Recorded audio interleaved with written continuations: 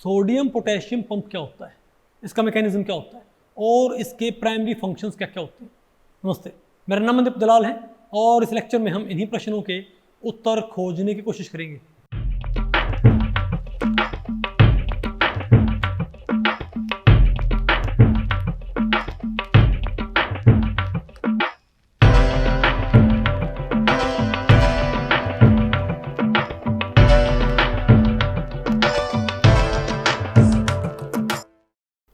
तो भाई अब बताओ मैं क्या पढ़ना है। सोडियम पोटेशियम पंप, बोलो भाई, transport of sodium and potassium ions. Okay, तो भाई पहले हम क्या पढ़ेंगे, definition of sodium potassium pump, फिर आपने क्या पढ़ना है, mechanism of sodium potassium pump, और लास्ट में हम क्या पढ़ेंगे, मेन फंक्शंस, कि भाई इसके मेन कौन से फंक्शंस होते हैं। तो पहले बताओ हम क्या पढ़ते हैं कि भाई सोडियम पोटेशियम पंप होता क्या है। देखो ये भाई एक ट्रांस मेम्ब्रेन प्रोटीन होता है। क्या होता है ये, बोलो भाई, इज एन एंजाइम, बोलो, जो कि ऑलमोस्ट भाई सभी एनिमल सेल में पाया जाता है। ठीक है, और ये भाई जो सेल फिजियोलॉजी होती है उसमें काफ़ी सारे काम करता है। सोडियम पोटेशियम पंप क्या होता है भाई, एक बताओ। एक ट्रांस मेम्ब्रेन प्रोटीन होता है, ठीक है, जो कि सोडियम आयन और पोटेशियम आयंस की मूवमेंट को रेगुलेट करता है। क्योंकि सेल के बाहर ज़्यादा कौन होता है, सोडियम आयन, और सेल के अंदर ज़्यादा कौन होता है, पोटेशियम आयन। अगर मान लिया हमारे पास कोई सेल है तो उसके बाहर क्या होता है ज़्यादा, बोलो भाई, बाहर क्या होती हैं, सोडियम आयन क्या होती हैं, ज़्यादा, और अंदर क्या होती हैं, पोटेशियम आयन क्या होती हैं, ज़्यादा होती हैं। Isn't it. यहाँ आप देखो इस डायग्राम से आप इसको देख सकते हो भाई, बताओ, देखो यहाँ पर नजर आए आपको, बताओ बाहर क्या है, सोडियम आयन कंसंट्रेशन बाहर ज़्यादा और पोटेशियम आयन कंसंट्रेशन क्या है। अरे तो ये नहीं, जो आपको रेड नजर आ रही है ये तो क्या है, सोडियम आयंस, और ये बताओ क्या हमारे पास भाई, ये क्या मान ली मैंने, पोटेशियम आयंस। तो अंदर क्या है, पोटेशियम आयंस ज़्यादा है और बाहर क्या होते हैं, सोडियम आयंस। नहीं आएगा आपको। तो किसी सेल के अंदर बाहर सोडियम आयन ज़्यादा होती है, इनकी कंसंट्रेशन यहाँ पर क्या होती है, हाई, और अंदर क्या होती है, कंसंट्रेशन इनकी लो होती है। ठीक है, पोटेशियम आयन की कंसंट्रेशन अंदर क्या होती है, हाई, और बाहर क्या होती है, लो। तो आप मुझे बताएं भाई, क्या क्या यहाँ पर एक भाई कंसंट्रेशन ग्रेडियंट क्रिएट नहीं हो जाएगा क्या। भाई आप खुद कह रहे हो कि सोडियम आयन की कंसंट्रेशन बाहर ज़्यादा है और सेल के अंदर क्या होती है, कम। तो क्या सोडियम आयंस भाई सेल के अंदर मूव करने की ट्राई नहीं करेंगे क्या, क्या ये भाई कंसंट्रेशन ग्रेडियंट को ख़त्म करने की ट्राई नहीं करेंगी। तो सोडियम आयन कहाँ मूव करेंगे, सेल के अंदर, लेकिन उनको रखना कहाँ पर है, सेल के बाहर। ठीक है, सिमिलरली भाई पोटेशियम आयन क्या है, सेल के अंदर क्या है, ज़्यादा, तो वो कहाँ भाग जाएंगे, सेल के बाहर। तो भाई हम क्या चाहेंगे, लेकिन भाई सेल का जो प्रॉपर फंक्शन है उसको मेंटेन करने के लिए हमने सेल के अंदर क्या बनाए रखनी है, पोटेशियम कंसंट्रेशन हाई बनाए रखनी है, और भाई सोडियम आयन कंसंट्रेशन हमने सेल के, अरे भाई पोटेशियम आयन कंसंट्रेशन सेल के अंदर हाई बनाए रखनी है और सोडियम आयन की सेल के बाहर। तो अगर मान लिया कंसंट्रेशन ग्रेडियंट खत्म होता है तो क्या उसको आपको भाई रीबिल्ड नहीं करना पड़ेगा क्या, रीबिल्ड नहीं करना पड़ेगा क्या, इजंट इट। और इसमें भाई कोई ना कोई एफर्ट तो लगेगा। तो यहाँ पर एक पंप होता है, आप मुझे बताएं, अगर मान लिया किसी ऊपर ढलान से पानी नीचे आ रहा हो और पानी को आपने ऊपर ही रखना है, तो आप क्या करते हो, जैसे कोई फव्वारा होता है भाई, वो पानी इसमें तो क्या होता है, ऊपर फेंकते ना भाई, लेकिन ऊपर से पानी कहाँ पर नीचे आ जाएगा। तो अगर भाई कोई पंप ना हो तो क्या वो वापस उसको ऊपर भेज सकते हैं क्या, नहीं, तो उसमें एफर्ट लगता है ना, और उसके लिए कोई पंप चाहिए होता है। तो सिमिलरली भाई ये एक बायोलॉजिकल क्या होता है, पंप। ठीक है, जो कि लगातार बताओ क्या करेगा, जो सोडियम आयन बाहर से अंदर आ गई थी ना, उनको वापस कहाँ भेजेगा, ये दो थप्पड़ मार के चलो बाहर। जो सोडियम आयन क्या थी भाई, क्योंकि सोडियम आयन बाहर क्या होती है ज़्यादा, अंदर क्या होती है कम, तो वो कंसंट्रेशन ग्रेडियंट की वजह से अंदर एंट्री कर जाएंगे सेल की। तो पंप क्या करता है, ये सोडियम आयन को तो वापस बाहर भेज देगा, ये कहेगा तुम्हारा यहाँ पर काम नहीं, बाहर चलो। और जो पोटेशियम आयन थी ना, जो बाहर चली गई थी, उन्हें क्या करेगा, उन्हें बोला कहाँ चलो भाई, अंदर चलो, उनको अंदर ले आएगा। बात आपको पहले पड़ी। तो इसी प्रोसेस को हम क्या बोलते हैं बताओ भाई, सोडियम पोटेशियम, बोलो भाई इसको ये क्या है। तो जो ये सोडियम पोटेशियम आयन का जो ट्रांसपोर्टेशन है जो पंप इसको कैरी आउट उसके वो एक ट्रांस मेम्ब्रेन क्या होता है, प्रोटीन। समझ गए बात वो, और वो ये सारा काम करता है। तो एक तरह से हम क्या बोल सकते हैं कि सोडियम पोटेशियम पंप क्या एक बायोलॉजिकल पंप है, एक बायोकेमिकल पंप है, इजंट इट, जो कि आयंस का जो क्या है ग्रेडियंट उसको मेंटेन रखने में हेल्प नहीं, इसको मेंटेन ही रखता है। समझे बात। और इसका इतनी ज़्यादा इंपॉर्टेंस थी, जिन्होंने इसको डिस्कवर किया था ना कि सोडियम पोटेशियम पंप कैसे काम करता है, उनको इसके काम के लिए भाई नोबेल प्राइज़ से अवार्ड किया गया था, क्योंकि इसकी वजह से आपको जो सेल का स्ट्रक्चर होता है, सेल का जो फंक्शन होता है और जो न्यूरोलॉजिकल फंक्शन होते हैं, या भाई जो सेल की जो फिजियोलॉजी उसको समझने में आपको दुनिया भर की हेल्प मिली थी। ठीक है, तो जिन्होंने इसको डिस्कवर किया था भाई, उनको उनकी इस डिस्कवरी के लिए नोबेल प्राइज़ से अवार्ड किया गया था। तो इंपॉर्टेंस आपको पहले पड़ गई इसकी। ठीक है, अब बताओ हम क्या पढ़ते हैं इसका भाई, बताओ mechanism of sodium potassium pump. हम इसका भाई मैकेनिज्म पढ़ते हैं, कैसा होता कैसे है। ठीक है, कैसा होता कैसे है। मान लिया ये भाई सेल वॉल है, ये क्या भाई सेल मेम्ब्रेन, ओके, जो भाई अरे बाउंड्री सेल की। ठीक है, ये क्या है सेल के बाहर का रीजन, ये क्या सेल के अंदर का रीजन। तो आपने क्या करना है, यहाँ पर एक ट्रांस मेम्ब्रेन प्रोटीन होता है और उसको चलो मैंने भाई रिप्रेजेंट कर दिया ऐसे। इस ट्रांस मेम्ब्रेन प्रोटीन की कन्फर्मेशन ऐसी होती है, इस ट्रांस मेम्ब्रेन प्रोटीन की कन्फर्मेशन भाई ऐसी होती है। कुछ नजर अरे मैं वैसे बता रहा हूँ सिंपल डायग्राम समझाने के लिए। ठीक है, तो ये जो ट्रांस मेम्ब्रेन प्रोटीन है और उसकी एफिनिटी ज्यादा किसके लिए होती है, सोडियम आयंस के लिए। क्या नॉर्मली इस ट्रांस मेम्ब्रेन प्रोटीन की एफिशिएंसी बाइंड करने की ज्यादा किससे होती है, तो भाई सोडियम आयन से बाइंड करने की एफिशिएंसी क्या होती है इसकी, ज्यादा होती है। ठीक है, तो अब बताओ भाई, तो बाहर बताओ कौन है, बाहर ज्यादा कौन है, सोडियम आयन क्या है ज्यादा है ना, और अंदर सोडियम आयन क्या होती है कम, ध्यान रखियो। और अंदर ज्यादा कौन होती है और बाहर क्या होती है पोटेशियम आयन कम होती है। लेकिन इस वजह से पोटेशियम आयन कहाँ भागेंगी, बाहर, और सोडियम आयन कहाँ आएंगी, अंदर। तो हमारा काम क्या है कि सोडियम आयन को तो वापस बाहर भेजा जाए और पोटेशियम आयन जो बाहर चली गई उनको वापस, वही कैपिटल के सिर्फ ही दिखाने के लिए है कि अंदर कंसंट्रेशन क्या है इसकी ज्यादा। ठीक है ना बात।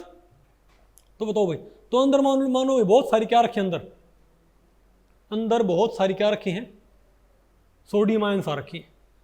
ठीक है, और बाहर क्या चलेगी कुछ पोटेशियम आयन। तो हमने क्या करना है, सोडियम आयन को वापस अंदर लेके आना है और पोटेशियम आयन को वापस बाहर भेजना है, इजंट इट। तो इसके नहीं, पोटेशियम आयन को अंदर लेके आना है, सोडियम आयन को बाहर भेजना, सोडियम आयन जो अंदर आ रखी। ठीक है ना बात। तो ऐसे ऐसे कैसे करते हैं। तो ये जो ट्रांस मेम्ब्रेन प्रोटीन होता है, इसकी नेचुरल टेंडेंसी ज्यादा किसके लिए होती है बताओ भाई, सोडियम आयंस के लिए। तो अगर अंदर क्या भाई, अंदर अगर मान लिया क्या है, अगर अंदर भाई पोटेशियम आयन तो थी ही अंदर, और बताओ क्या रखी है, सोडियम आयन क्या रखे हैं अंदर भाई, पोटेशियम आयन तो है ही है, लेकिन थोड़ी बहुत अंदर क्या रखे हैं, सोडियम आयंस भी आ रखी है। तो होता क्या है, ये अंदर तो इसकी जो ये कन्फर्मेशन होती है ना, इस ट्रांस मेम्ब्रेन प्रोटीन की जो ये वाली कन्फर्मेशन होती है, ये वाली कन्फर्मेशन भाई, इसकी ज्यादा एफिशिएंसी किसके लिए होती है, एफिनिटी सोडियम आयन की। तो इसके साथ क्या होंगी, 3 सोडियम आयन इससे क्या कर जाएंगे तो भाई बाइंड कर जाएंगे, एक यहाँ और एक यहाँ। तो 3 इससे क्या बाइंड कर जाएंगी, सोडियम आयन बाइंड कर से भाई। तो जब इससे सोडियम आयन बाइंड कर जाएंगी तो इसका हो जाएगा फॉस्फोराइलेशन। क्या भाई, तो इसका भाई फॉस्फोराइलेशन हो जाएगा इसका, यानी एक एटीपी, क्या भाई एक एटीपी इससे बाइंड करके और क्या हो जाएगी, डिसोशिएट। क्या बना लेगी बताओ वो, बोलो भाई क्या बना लेगी वो, एडीपी प्लस में फॉस्फेट यूनिट, तो कहाँ अटैच हो जाएगी इसके साथ, नहीं पता आपको पहले पड़ी। इसको हम क्या बोलते हैं, फॉस्फोराइलेशन। तो जैसे ही एटीपी टूटे क्या बनेगा, एडीपी और पी। तो भाई जो पी है जब इससे भाई क्या हो जाएगा, इससे अटैच कर जाएगी फॉस्फेट यूनिट भाई, इसे हम क्या बोलेंगे, क्या होगा इसका, इस ट्रांस मेम्ब्रेन प्रोटीन क्या हो गया, फॉस्फोराइलेशन। तो ये मानो जैसे भाई लॉक होता है, लॉक पे चाबी लगाते हो क्या होता है, खुल जाता है ना। तो ये मानो कि जो ये फॉस्फोराइलेशन ना, ये एक तरह से की है इसको बाहर खोलने की, ऐसे था ना ये। तो इसके अंदर ये कुछ कन्फर्मेशनल चेंज इंड्यूस कर देगी। तो जैसे क्या होता है इसका फॉस्फोराइलेशन, इसके अंदर क्या है, कन्फर्मेशनल चेंज, और ये ऐसे था ना, ये ऐसे हो जाएगा। नहीं बात आपको पहले पड़ी, मतलब ये ट्रांस मेम्ब्रेन प्रोटीन यहाँ से तो क्या हो जाएगा, अब यहाँ से बंद और नीचे से क्या हुई, खुला नहीं है, अब यहाँ से क्या हो जाएगा, बंद, और ये ऐसे खुल जाएगा। नहीं बात आपको पहले पड़ी क्या? अरे बोलो भाई, नहीं आपको समझ आया? अब मैं इसको भाई, अगर मैं इसको स्टेप्स में शो करना चाहूँ, अगर मैं इसको स्टेप्स में शो करना चाहूँ तो इसको मैं ऐसे शो कर सकता हूँ भाई। अरे स्टेप्स में मान लिया, तो शुरुआत में क्या था, शुरुआत में क्या था हमारे पास, बोलो भाई, ये ऐसे है ना हमारे पास, शुरुआत में हमारे पास ये ऐसे है, ओके। तो इसमें बताओ इससे क्या होंगे, 3 इससे कौन बाइंड कर जाएंगी, सोडियम आयंस, इजंट इट। फिर बताओ क्या हुआ इसका, फॉस्फोराइलेशन। तो जैसे क्या हुआ इसका, अब इसको बताओ कौन अप्रोच कर रही है, बोलो भाई, एटीपी।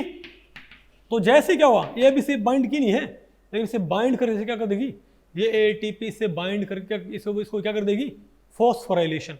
तो जैसे क्या हुआ इसका, फॉस्फोराइलेशन, तो ये कहाँ खुल जाएगा बताओ भाई, तो इसके अंदर क्या है, कन्फर्मेशनल चेंज आएगा इसके अंदर, इस टाइप का, इजंट इट।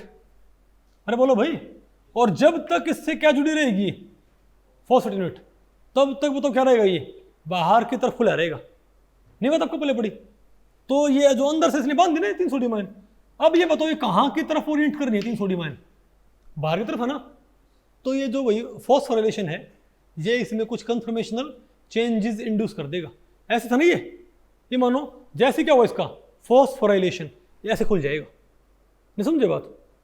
और इस कन्फर्मेशन की खास बात और है, इस कन्फर्मेशन की एफिनिटी कम होती सोडियम के लिए, किसके लिए ज़्यादा होती है एफिनिटी, पोटेशियम के लिए।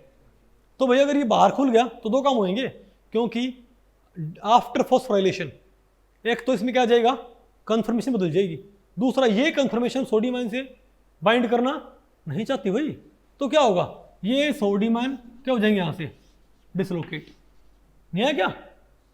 और इस कन्फर्मेशन की ज़्यादा एफिनिटी किसके लिए होती है, पोटेशियम आयन के लिए। क्या होती है भाई, पोटेशियम आयन के लिए। नहीं बात आपको पहले पड़ी क्या? तो बताओ, तो हमारे पास तो क्या जो पोटेशियम आयन है जो बाहर जा रखी है भाई, तो 2 पोटेशियम आयन, यहां पर 3 सोडियम आयन बाइंड की थी ना, अब वो तो क्या हो भाई, 2 पोटेशियम आयन, 2, अरे बोलो भाई, 2 पोटेशियम आयन क्या कर जाएंगे इससे, मतलब ये तो बाहर निकल जाएंगी, और ये किससे बाइंड कर जाएगा, 2 पोटेशियम आयन से। तो पोटेशियम आयन बाइंड होते ही इसमें फिर से क्या होंगे, कन्फर्मेशनल चेंजेस, मतलब पोटेशियम आयन बाइंड करने के बाद इसमें नहीं है, इस पोटेशियम, सॉरी, इसका क्या हो जाएगा, डीफॉस्फोराइलेशन। क्या जिसका भाई, तो जैसे ही इससे कौन बाइंड करेगा, पोटेशियम आयन, तो इसका क्या हो जाएगा, डीफॉस्फोराइलेशन। तो जैसे ही क्या हुआ इसका डीफॉस्फोराइलेशन, तो आपको पता भाई, जब तक फॉस्फेट यूनिट से क्या बाइंड की हुई है, ये ऐसे खुला होगा, जैसे क्या हुआ इसका डीफॉस्फोराइलेशन, ये ऐसे नहीं रहेगा ना, ये ऐसे हो जाएगा। नहीं बात आपको पहले पड़ी? तो पोटेशियम आयन बाइंड करते क्या हो जाएगा इसका, डीफॉस्फोराइलेशन। नहीं समझे बात? और भाई डीफॉस्फोराइलेशन होते क्या हो जाएगा, ये क्या ये फिर से अंदर की तरफ निकल जाएगा क्या, अरे बोलो भाई। लेकिन आपको पता है भाई, अब ये देखो अलग होगी, इससे अलग होगी है, लेकिन आपको पता है भाई, अब इस कन्फर्मेशन की पोटेशियम आयन के लिए एफिनिटी नहीं होती, तो ये पोटेशियम आयन क्या होंगे यहाँ से अंदर क्या हो जाएंगे, रिलीज। नहीं है क्या आपको? तो बहुत ईजी नहीं भाई, अरे बोलो भाई, आपको इसी लेवल पर नहीं जरूरत है। तो होता क्या है, शुरुआत में क्या होता है भाई, शुरुआत में ट्रांस मेम्ब्रेन प्रोटीन ऐसे खुला होता है, ऐसे ओपन होता है, ठीक है। और इस कन्फर्मेशन की ज़्यादा एफिनिटी किसके लिए होती है, सोडियम आयन के लिए। तो इसे 3 क्या अटैच हो जाएंगी, बोलो भाई, सोडियम आयन, इजंट इट। अरे बोलो भाई, ठीक है। एक वो क्या करता ना ऐसे, अरे क्या बोलते हैं, कोई गेम खेलते हैं उसमें नहीं है वो भाई, कोई समय लेते हैं ना थोड़े समय के लिए, ओके। तो बताओ भाई, तो क्या हो जाएगा हमारे पास, अरे बोलो भाई, तो ये हमारे पास क्या बताओ भाई, ये ट्रांस मेम्ब्रेन प्रोटीन ऐसे है, इससे क्या, इसकी ज़्यादा एफिनिटी किसके लिए होती है, सोडियम आयन के लिए। तो इससे यहाँ पर 3 क्या बाइंड करगी, सोडियम आयन। लेकिन सोडियम आयन्स बाइंड करने के बाद इसका क्या हो जाएगा यहाँ पर भाई, फॉस्फोराइलेशन। तो जैसे क्या हुआ इसका फॉस्फोराइलेशन, ये ऐसे ओपन हो जाएगा, इजंट इट। और ऐसे ओपन होती है भाई, अब ये अब इस कन्फर्मेशन की सोडियम आयन के लिए एफिनिटी नहीं होती, तो तीनों सोडियम आयन यहाँ से क्या हो जाएंगे भाई, निकल जाएंगी। अब इस कंफर्मेशन की ज्यादा एफिनिटी किसके लिए होती है? पोटेशियम आयन की। अब इससे क्या होंगे भाई? 2 पोटेशियम आयन कहाँ की बाइंड हो जाएंगी? यहाँ पर। नहीं आपको? अब 2 पोटेशियम आयन इसे बाइंड करते ही बताओ क्या होगा? इसका क्या हो जाएगा? डीफॉस्फोराइलेशन। तो डीफॉस्फोराइलेशन होते ही तो क्या हो जाएगा फिर से? ये अंदर ओपन हो जाएगा भाई। अरे बोलो भाई। और इसकी फिर से भी क्या होती है? कम एफिनिटी होती है किसके लिए? पोटेशियम के लिए। तो पोटेशियम क्या हो जाए फिर यहाँ पर अंदर रिलीज। फिर क्या होंगे यहाँ से 3 सोडियम आयन अटैच। नहीं बात आपको पहले पड़ी? तो ऐसे होता रहेगा। अरे बोलो भाई। इन क्या करता है ये जब भी क्या होता है अंदर, जब बाहर खुलता है ये, तो वहां से 2 पोटेशियम आयन की गुद्दी पकड़ के ले आता है। नहीं बात आपको पहले पड़ी भाई? और 3 सोडियम आयन को नहीं ऐसे, अरे ऐसे गुद्दी में थप्पड़ मारते ले जाता है। नहीं समझे बात? तो क्या बताओ ये 3 सोडियम आयन को तो बाहर छोड़ देगा भाई, और 2 पोटेशियम आयन को अंदर ले आएगा। तो नेट एक तरह से पॉजिटिव चार्ज क्या कर रहा है? बाहर भेज रहे हैं। तो हम क्या बोलेंगे? नेट क्या कर रहे हैं? ये पॉजिटिव चार्ज को बाहर की तरफ मूव कर रहे हैं। नहीं बात आपको पहले पड़ी क्या? तो क्या होता है ऐसे भाई, इसकी जो क्या बोलते हैं कंसंट्रेशन होती है सोडियम की, तो भाई जो अंदर क्या गई थी सोडियम आयन, उनको तो मैंने कहाँ भेज दिया? बाहर। और जो बाहर कौन चली गई थी? पोटेशियम, उनको हम कहाँ ले आए भाई? वापस अंदर। इससे सेल के अंदर जो कंसंट्रेशन ग्रेडियंट होगा वो क्या होगा भाई? बना रहेगा, वो डिस्टर्ब नहीं होगा। नहीं आ गया आपको? ये आसान है मुश्किल भाई? अब बताओ मैंने क्या पढ़ना भाई? तो ये इसका भाई क्या है? मैकेनिज्म। अब बताओ क्या भाई main functions of sodium potassium pump. एक तो भाई सेल का रेस्टिंग पोटेंशियल क्या रखता है? मेंटेन। ऊपर से भाई आयन की मूव, और भाई अरे जो सेल का जो कंटेंट है उनको तो क्या उसको मेंटेन रखता है। और जो सेकेंडरी, अरे भाई बहुत सारे सेकेंडरी ट्रांसपोर्ट होते हैं, समझे बात? ओके। जो किसके लिए रिस्पॉन्सिबल होते हैं? ट्रांसफरिंग अमीनो एसिड, ग्लूकोज और दूसरे न्यूट्रिएंट्स, उनमें भी हेल्प करता है। ऊपर से ये सेल वॉल्यूम को भी क्या रखता है भाई? ऑस्मोसिस कंट्रोल करके ये सेल वॉल्यूम को क्या करता है? मेंटेन करता है। ठीक है। और बताओ, बोलो भाई। और भाई जो सोडियम पोटेशियम क्या होता है? एटीपेज जो एंजाइम, ये मैं आपको बताऊं भाई, ये एक्स्ट्रा सेलुलर सिग्नलिंग में भी काम आता है। ठीक है, सेल के बाहर को सिग्नल भेजने के लिए। और भाई जो न्यूरॉन्स होते हैं, न्यूरॉन्स अरे ब्रेन के अंदर, उनकी एक्टिविटीज़ को भी मेंटेन करने, बैलेंस करने में कौन हेल्प करता है भाई? Sodium potassium pump. ये मैंने कुछ एक इसकी वैसे फंक्शन बोले हैं। ठीक है, तो इसके फंक्शन बहुत ज़्यादा, इसके ऊपर बाकायदा बुक्स लिखी हुई है, आपको पता होना चाहिए सोडियम पोटेशियम पंप के ऊपर। ठीक है, लेकिन आपने तो नहीं पढ़ना इसको। आ गई नहीं आपको ये? ओके। अब बताओ क्या पढ़ना उन्हें भाई? बताओ ये क्या है? ये बताओ भाई the phosphorylation of sodium potassium pump induces, ये बताओ भाई फॉस्फोराइलेशन से क्या हो जाएगा? बताओ। आउटवर्ड कंफर्मेशन हो जाएगी, inward confirmation, does nothing, none. बताओ क्या होगा भाई? अगर आपने सोडियम पोटेशियम जो पंप है वो है तो एक तरह है क्या भाई? एक तरह का एंजाइम नहीं क्या? प्रोटीन नहीं क्या? नहीं बताओ आपको पहले पड़ी? तो आप ये बताओ ये क्या करेगा? बताओ भाई अगर आपने क्या कर दिया इसका फॉस्फोराइलेशन, तो फॉस्फोराइटेड जो कंफर्मेशन कैसी होगी? आउटवर्ड होगी, इनवर्ड होगी? आउटवर्ड। डीफॉस्फोराइलेशन के बाद क्या होता है? ये इनवर्ड खुलता है। बात आपको पहले पड़ गई? तो भाई इस लेक्चर में इतना ही। अगर इस लेक्चर के बारे में आपके कुछ प्रश्न या सुझाव हैं तो आप मुझे नीचे कमेंट सेक्शन में पूछ सकते हैं, मैं उनके उत्तर देने की पूरी कोशिश करूंगा। तो भाई ठीक है, मिलते हैं अगले लेक्चर में, तब तक के लिए नमस्ते।